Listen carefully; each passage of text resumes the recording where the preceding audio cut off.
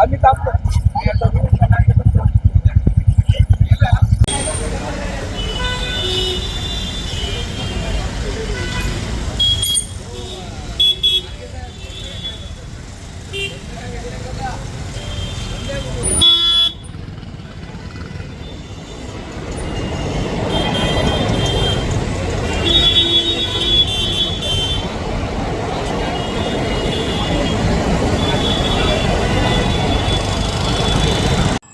मुलुंडमध्ये आज लाक्षणिक उपोषण घेतलेलं आहे. धारावी प्रकल्प पुन्हा एकदा मुलुंडमध्ये निश्चित झालं आहे. नोव्हेंबरमध्ये विधानसभा निवडणूक झालं.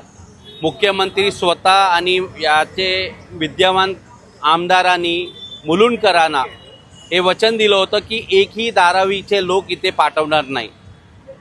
निवडणूक झाल्यानंतर आता जिंकलेला आहे, मुख्यमंत्रीचा शपथ झाला आणि आता मास्टर प्लॅन अदानीच्या बाहेर पडलेला आहे. याच्यामध्ये त्यांनी असं दाखवलेलं आहे की 3 लाख लोक जे अपात्र आहेत त्यांना हे लोक मुलुंडमध्ये ट्रान्सफर करत आहे.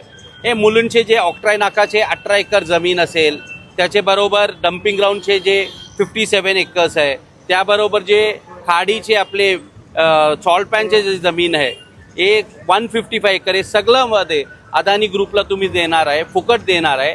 आणि जे म्हणून आम्ही MBAचे लोकांनी लिहिले इथे क्या हुआ तेरा वादा, हे मुख्यमंत्र्यांना आव्हान आहे की जे वादा तुम्ही मुलुंडकराला केलं होतं त्याचं काय झालं.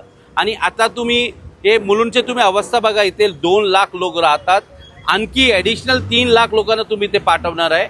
म्हणून आम्ही याच्या विरोधात आज MBA तर्फे 1 दिवसीय लाक्षणिक उपोषण ठेवलेलं आहे. मुलुंड बंदचं आम्ही दिलेलं आहे. मुलुंडचे सगळं दुकानदारांना आम्ही सांगितलं आहे की तुम्ही जर धारावी प्रकल्पाच्या विरोध आहे तर तुम्ही बंद ठेवा. आणि मला खूप प्रतिसाद देत आहे लोक, 1-2 दुकान चालू असेल, पण आम्ही हे काँग्रेसचे तुम्हाला माहीत आहे लाक्षणिक उपोषणांनी बंद आहे. म्हणून आम्ही कोणाला जबरीने काय करत नाही. आम्ही लोकांना सांगितलं आहे तुमच्या इच्छात असेल, मनात असेल तर तुम्ही बंद ठेवा.